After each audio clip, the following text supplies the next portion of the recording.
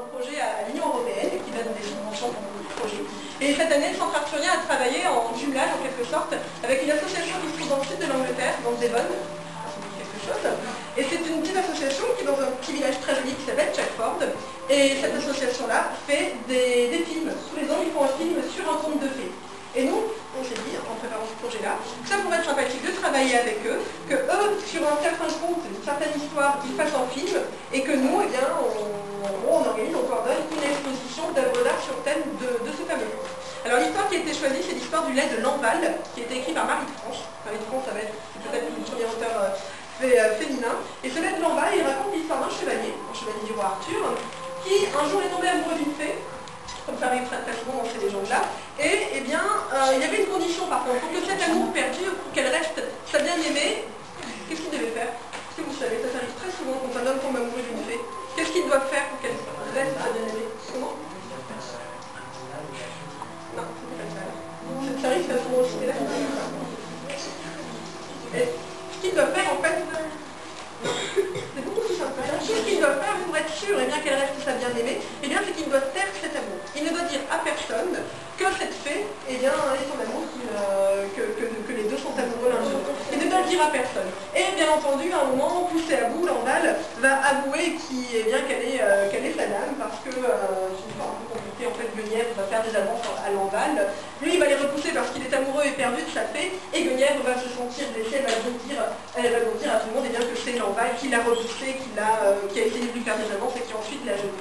Et donc Lamballe va, de colère en fait, de dépit, va avouer à tout le monde, dire au grand jour qu'il est amoureux de cette fée et qu'elle est sa bien-aimée. Alors, bien sûr, tout le monde au château va dire, il y a un complot. Si tu es amoureux d'une fée, si cette fée est aimée de toi et si elle t'aime, eh bien tu vas devoir le prouver à tout le monde et la montrer à tous. Alors Lamballe va attendre désespérément, bien entendu elle ne viendra pas, parce qu'il a dédié son serment en avouant cet amour. Et finalement, un jour, elle va se présenter à la cour du roi. Donc Lamballe va être sauvée, puisque tout le monde va avoir la preuve qu'il est bel et bien aimé d'une fée. Et en fin de compte, elle va le sauver et Lamballe va pouvoir partir avec lui.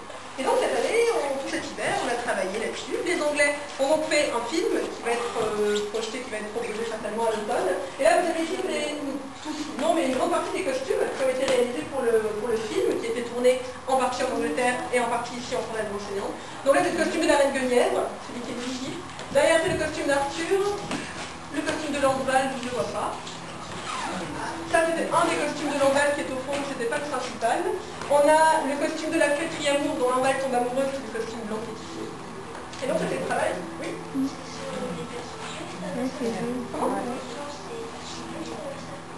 Des costumes comme ça? Alors non, il faut savoir qu'au niveau des costumes qu'on vous montre dans l'exposition, il n'y a pas beaucoup en fait de reproduction de costumes historiques. Nous, ici, il y en a un petit peu, forcément on s'inspire de la mode du Moyen-Âge, etc. Mais nous on travaille sur la légende arthurienne, donc sur des domaines de l'imaginaire, sur des costumes qui vont être plutôt fantastiques. Par exemple, dans ce cas-là, voilà, c'est pas du tout...